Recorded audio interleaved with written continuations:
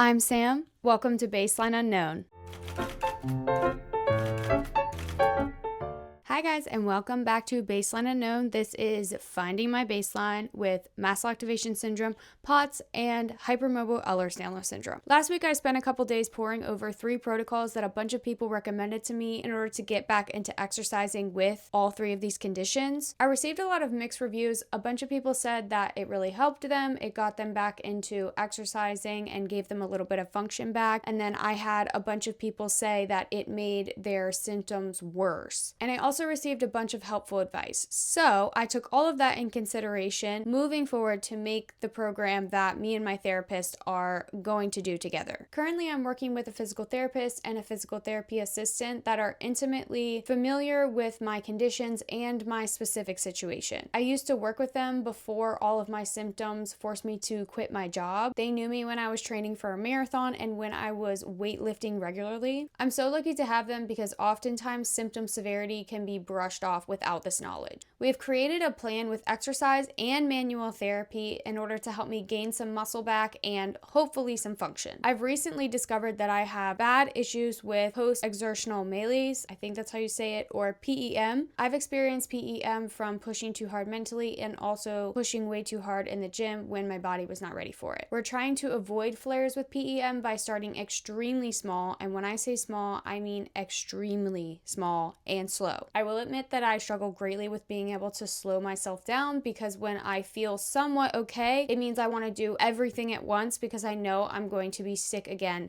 in a couple days. I'm still desperately trying to find a steadier baseline than I have now in order to work off of. And week 1, I proved to myself that I still don't know how to slow down. I wrote down some of my progress from this week so that I can accurately portray it to you guys. So if I'm looking down, it's because I'm trying to reference this. My week 1 exercises consisted of supine abdominal bracing, a 3-second hold for at least 5 reps, supine abdominal breathing, box breathing in 4, hold 4, out 4. And I was attempting to do those for at least 6 to 8 reps if I could. Supine bridges, 3-second hold up for at least 5 reps. And supine glute sets, a 3-second hold for about 5 reps. I know these exercises seem extremely easy. However, when you have 0 muscle and a nervous system disorder, these exercises can feel like sprinting a mile. And I really experienced that this week. Monday was the only day that I actually made it to the gym. Right now, I'm not able to drive myself to the gym because after doing exercises, a lot of times I'm very dizzy, very fatigued, so it's not safe for me to drive home.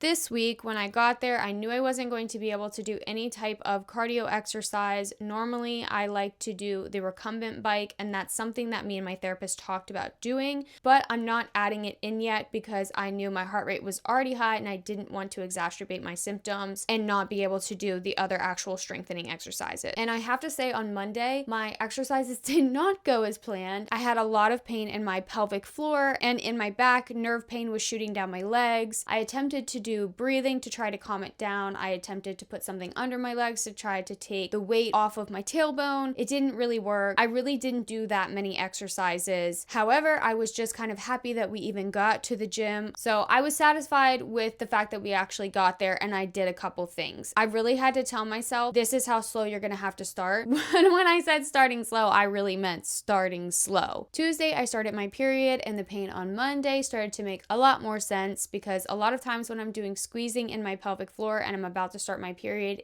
all of the muscles get really aggravated and angry. So once I started my period, those muscles kind of relaxed a little bit. I still have period cramps, but the hormones shift so quickly. So I did feel better on Tuesday and was able to do more exercises. I also forgot to mention on Monday, I had a really hard time actually feeling my muscles. So I used to have really good mind-muscle connection when I was doing exercises, but as I was laying there, I was realizing I cannot feel my glute muscle to squeeze it. So I had to actually touch it to try to get it to contract. And even then it wasn't working because I was too focused on the pain. On Tuesday, I was able to feel those muscles better. It might be because there wasn't as much pain. So I was able to do more exercises on Tuesday than I was on Monday, which was an improvement. Doing any amount more than the day before to me is a win. Wednesday was physical therapy day, and I was actually really nervous because I hadn't had any type of manual therapy for a while. I have had success with it in the past, but I've also had regression from it in the past. So I was scared that we were going to overdo it. We took a lot of time in the beginning of the appointment to talk through the exercises, what I've been doing, where I want to do the releases. It made me feel better after talking through it with a physical therapist. We worked on releasing muscles in my lower abdomen and then in my legs. I have to be honest, by the time I left, my legs felt like jello. It was crazy, but we did work on some exercises. We also modified the bracing exercise. I've noticed that when I squeeze my abs at all, because of Ehlers-Danlos syndrome, I can feel my ribs trying to pop out, move. It causes pain sometimes. So we modified to holding my ribs together while I squeeze, and we found out that I really can feel my muscles a lot better when I do that. I'm not pulling hard, I'm just holding them in place so that they're not popping out so that I can activate my muscles. Overall, therapy went really well. I was able to drive there and drive home, which is a huge accomplishment. It was close enough to home that I felt comfortable driving, and I made my therapist aware that we couldn't do too much, and if I started flaring, I needed to tell her because I needed to be able to drive home. Thursday, I was in full-blown bleeding and having a lot of cramps from my period, so I took that day to rest, and I was also really sore from therapy the day before. I just kind of relaxed on Thursday, and it was a good rest day. On Friday, this is where I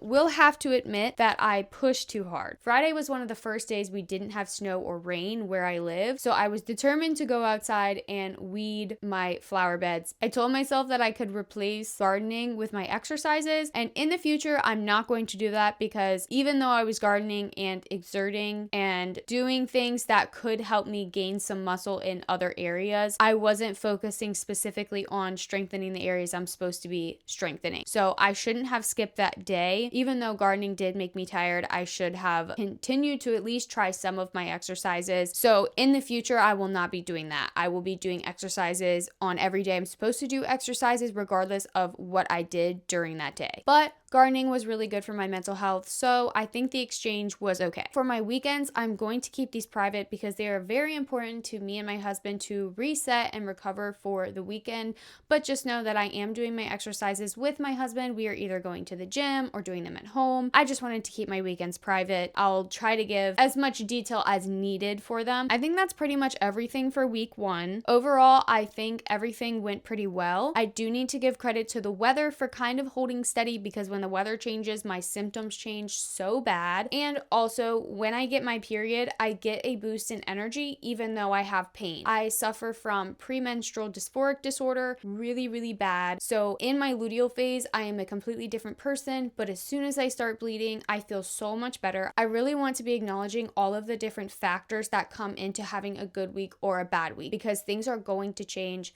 depending on the weather, depending on the phase that I'm in my cycle, depending on literally what I could have ate the day before. There's so many different things that can contribute to being able to have a successful exercise week or not. It's complicated, and I'm trying to show that. I will do my best to update weekly on YouTube and Substack, but if you want more daily type posts, you can follow my Instagram. You can find the breakdown for week 1 on my Substack that correlates with this video. If you're starting over like me, please know that it's okay, and going slow sucks so bad, especially if you were a previous athlete or someone that is highly active in your mind and your body is not listening to you. Please be kind to yourself. I'm really trying to be kind to myself during this because previously I have been so hard on myself and it has been detrimental to my progress, to my mental health, just to my overall environment. I know that we can figure this out together, and even if we don't, that's okay because living with a chronic illness means living with constant change and constant setbacks. So I think we'll all be fine. See you guys next week. I love you all. Bye.